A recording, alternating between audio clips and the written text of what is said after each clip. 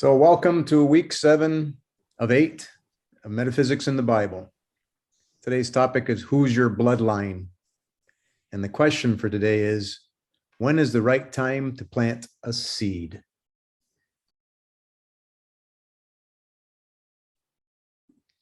Once again, if anybody's interested, on July 26th, we're going to have a little get together with Unity group people, the hosts, and any participants.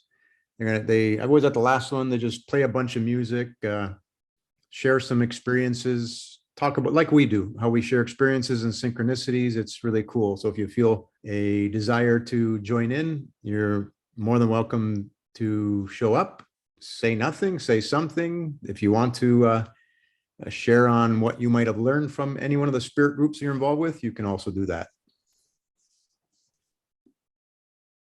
So what's happening in the sky? Right now, the full moon just passed us at about an hour and a half ago. It is a very, very special full moon. A couple things to ponder. The sun is in Gemini, and we'll go over a little bit more detail how the importance of that is and how it's written in the Bible. So the sun is this full moon is between Castor and Pollux, which is Gemini's twins, the twin stars, Castor and Pollux. So that full moon, which is visible on the other side. So 2:30 is daylight here for us, so we don't see the full moon, but other people across from us would. So who is Pollux and Castor, the twins? Well, Castor, the mortal twin, is a horse tamer and also called Apollo. Castor is the mortal one, favorable for gain and friendship, for lovers, and destroys magistracies, magistrates, I guess, right? Districts under jurisdiction of magistrates. So you know what that means, right? People who think they're in control, especially of your own body, and especially if you're thinking that you're in control of a country. So that's what's happening in the sky. And the full moon perigee, what that means is the moon is the furthest south. In other words, it's closer to Australia and New Zealand than it is to us. So zooming in on where on the zodiac, where in the Bible, because don't forget that Dendra zodiac is the Bible. It's right here, the June 13th, because the sun is about to enter into Cancer, which is the cusp is called the IC, the Imam Coeli. So on July the 16th at midnight, Eastern Daylight Savings Time, the sun aligns with IC. Don't forget, this is also the Jesus birth story. This is transiting that location. We're going to get into some details of that another one. So, but this is the domain of Horus. If you can see the hawk, the all-seeing eye, this line here represents the domain of Horus. So when things are spoken about in the Bible, this is what they're referring to. This is the 0 point on the repeating 60 numbers. Anyway, it's on the cross. It's on the Cardinal Cross. So Coeli is a place where spirit resides. Regina Coeli, and they spell it with CA also, is the goddess of the sky. So this Coeli, Imam Coeli, this place, this line right here, this domain of Horus, where Cancer meets Gemini, is very important. It's a great time to plant seeds. Today is, right now it is, plant some spiritual seeds, and then July 16th, 100%. If there's a hole, throw the seed in. This is a major connection point. Says 2020, but it is. Oh, did I do have? Oh, somebody told me that too. Was it you? Yeah, I had that in one of my other videos. Thanks. 2022. Thank you. So Isaiah 7:11, ask thee a sign of the Lord thy God. Ask it either in the depth or in the height above. So you can see they're talking about as above, so below. You see they're talking about Coeli. There's Regina Coeli, Queen of Heaven, is a musical antiphon addressed to the Blessed Virgin Mary. So you can see the word Coeli and Virgin Mary as a connection, Imam Coeli, when Coeli is a place where spirit resides, is a doorway. is a hole to plant your seeds. It's a hole to talk to spirit. It's a connection. It's no different than picking up the phone. You can't talk to somebody unless you pick up the phone, right? You got to make the connection. So there's a perfect time for that connection, just like there's a perfect time for a synchronicity. So yes, now and on the 16th, it's very important to plant your seeds. Today, physical seeds would be good because the moon is in its perigee. So that's what we have on what's happening in the sky. It's very important on July 16th, midnight, Eastern Daylight Saving Time, if you want to do it right at that clock. By the way, my mother was born on the 17th. I'll be at a wedding there. My niece kept trying to get the 17th, but she couldn't because of cleanse from Mary itself, causing places to shut down. So her wedding is going to be on the 16th. And at midnight while we're there, this beautiful sign, and it is my mother's birthday on the 17th. So I'm looking forward to that. I'll be planting some seeds for sure. I'll be having reminders. So we put this in our metaphysical astrology class, the Cardinal Cross, the Imam Coeli, the Medium Coeli, what the rising in the east, the setting in the west, that is your Cardinal Cross. So focusing on this, which Mother Nature's being would you expect to get a sign from? If you had to guess, which one of Mother Nature's beings would give you a sign about the Cardinal Cross? A turtle? Anybody want to venture to guess? How about a cardinal? So expect when you see a cardinal that you can go look and see that there will be a message from a luminary that is exactly aligned with the Cardinal Cross. They've been doing it over and over to me, the cardinals. There's a reason why they're called cardinal, because these beautiful beings will come to you and tell you when holes have been made for you to plant your seeds, because there's alignments with the Cardinal Cross. That's what's special about the swastika. It's a connection to spirit. It's a connection to love. It's a connection to the ether. And the cardinal teaches you that. There's no wonder that you have a pope, a bishop, and a cardinal, and that they have the largest telescopes in the world, right? So this is your Bible. These are your gods, these beautiful beings. They're going to come help you. So again, also part of that was showing you the swastika, the cross, and the cardinal. The MC, medium coeli, the sky above, and then the spirit below, imnum coeli, the bottom of the cross.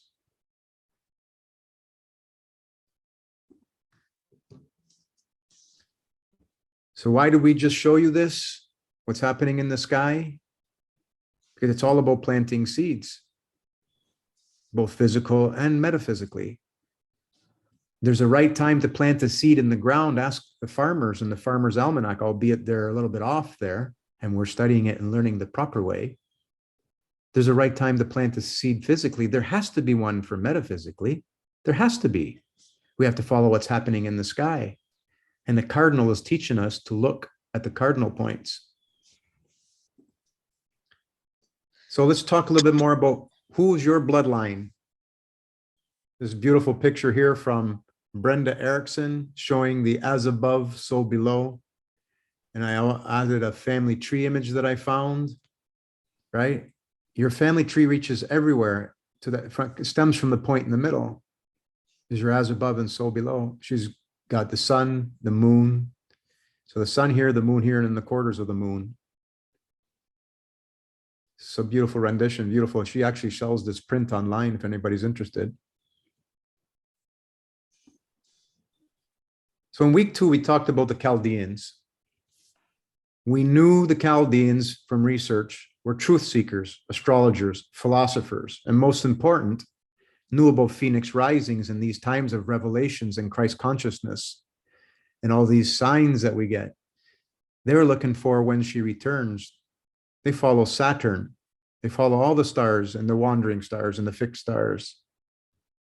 Why? Because they look when to plant their seeds. So how many other mentions in the Bible? Who were they? They talk about wars, never mind about the wars. It's about disagreements on what is spirituality.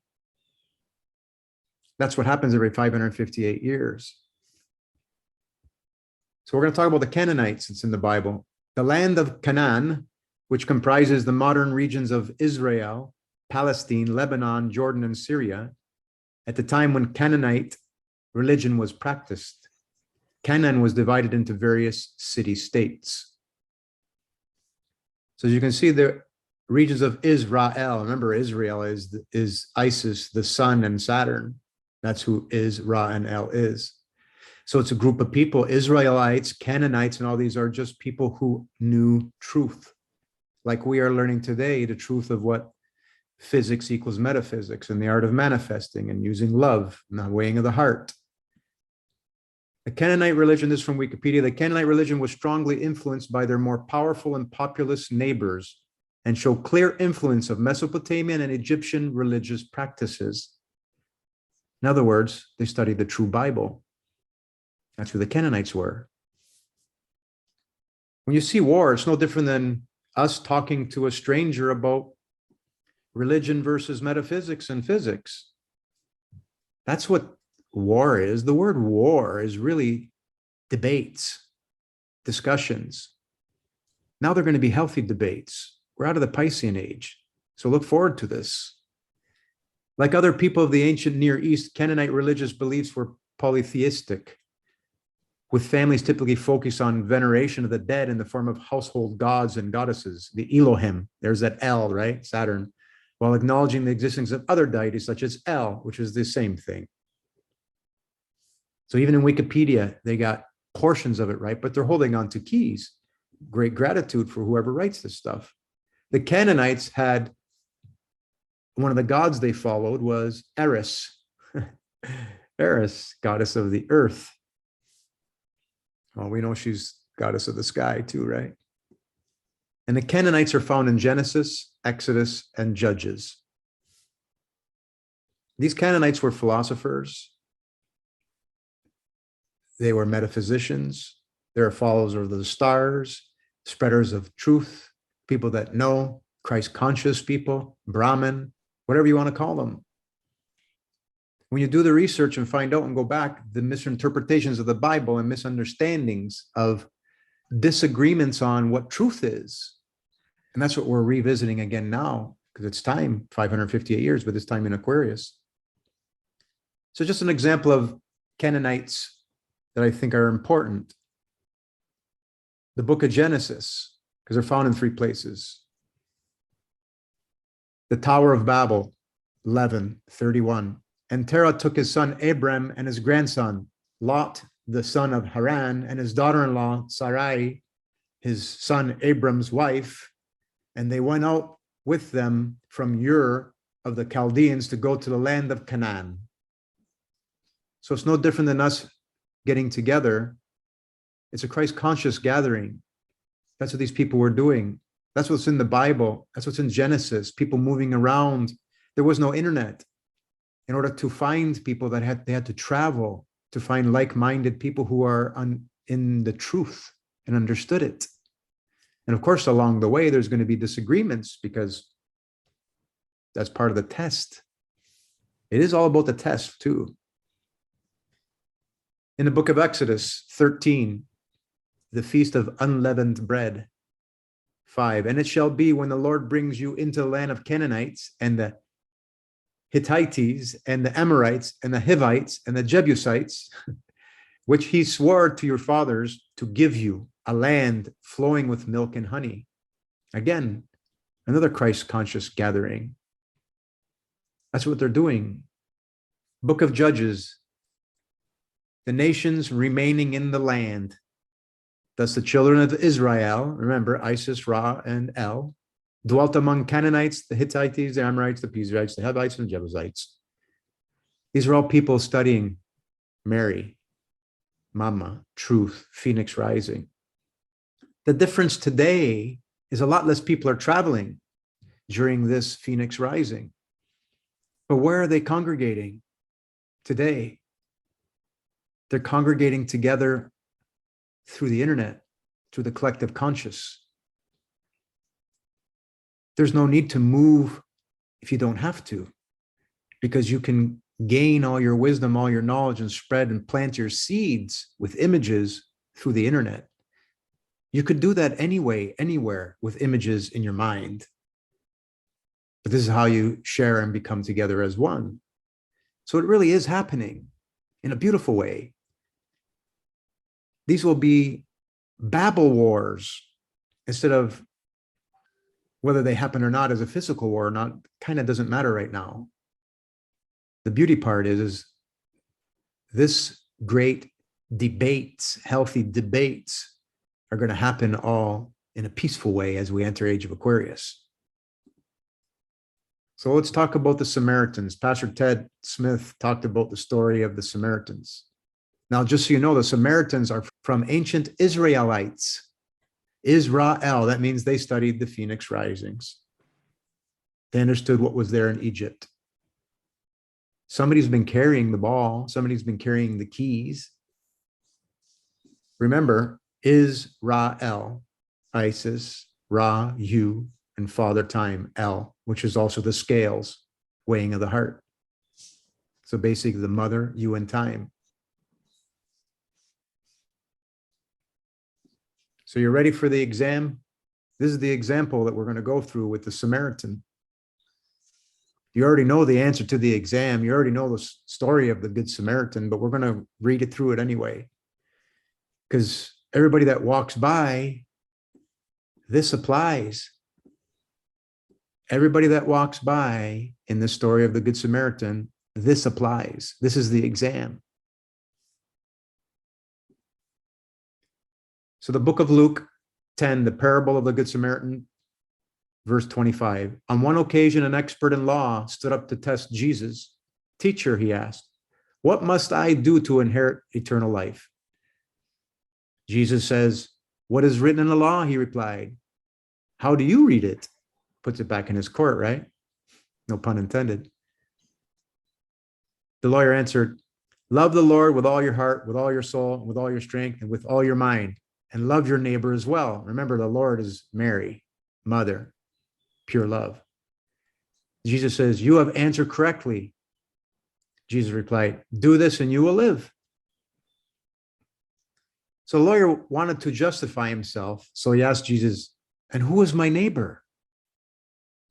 So in reply, Jesus said, a man going down, don't forget, Jesus is just a Christ conscious, could be any one of you saying the same story. Because you say it every day when you witness something. In reply, Jesus said, a man was going down from Jerusalem to Jericho when he was attacked by robbers. They stripped him of his clothes, beat him, and went away, leaving him half dead. A priest happened to be going down the same road. When he saw the man, he passed by on the other side, crossed the street, and said, don't have time for this, I guess. So to a Levite, when he came to the place and saw him, passed by on the other side. But a Samaritan, as he traveled, came where the man was. And when he saw him, he took pity on him. He went to him and bandaged his wounds, pouring on oil and wine. Then he put the man on his own donkey, brought him into an inn, and took care of him. The next day he took out 2 denarii, money, and gave them to the innkeeper. Look after him, he said. And when I return, I will reimburse you for any extra expenses you may have. And Jesus says, which of these 3 do you think was a neighbor to the man who fell in the hands of robbers? The expert in law replied, the one who had mercy on him. Jesus told him, go and do likewise. So you have to recognize your exams. Whether it's a Levite, a priest, whatever else, it's just a title. Every single one of us get tested. Whether it's a beggar on the street, it's a test. If it's in your vision, if it's in your reach, it's your exam. You already know the answers to the exam. These are all tests. So who's your bloodline?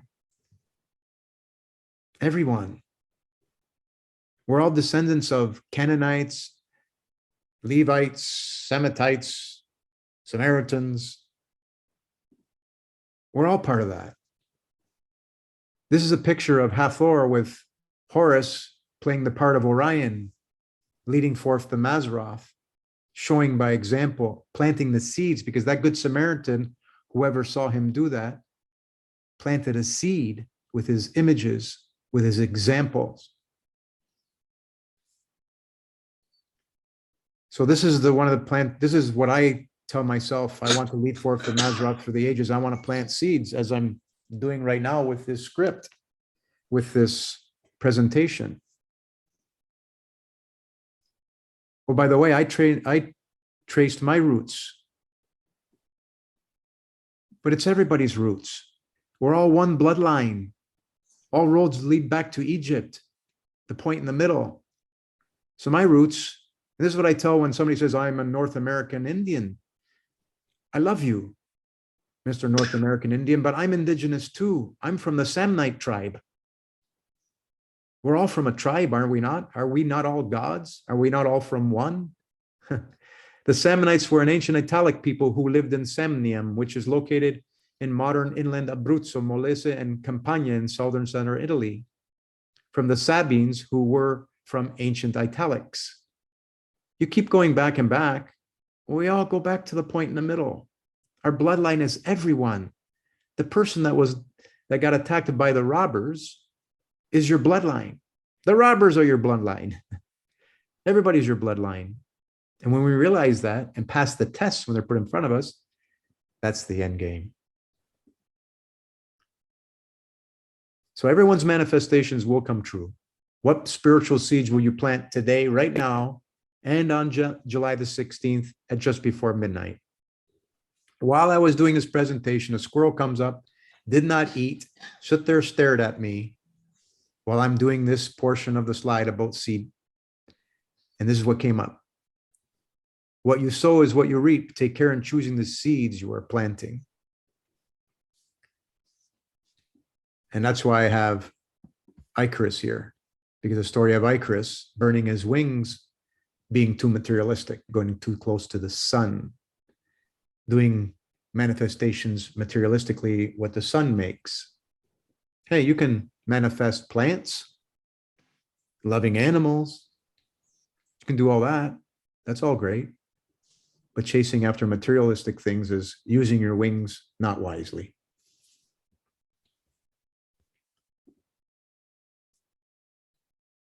So we all go back to this one root, right? This one bloodline. All the different names of all the different peoples that are in Genesis. Because Genesis starts all over again. We're realizing who we are. And there's going to be many groups around the internet that will have healthy debates on what is truth. It's happening already. It's been happening. It's been happening all along, but it's going to come to a really, really, really good point in the middle, shall I say. We're all going to go into that one wake. It's a beautiful thing. But might as well pass your tests. And that's all I have for today.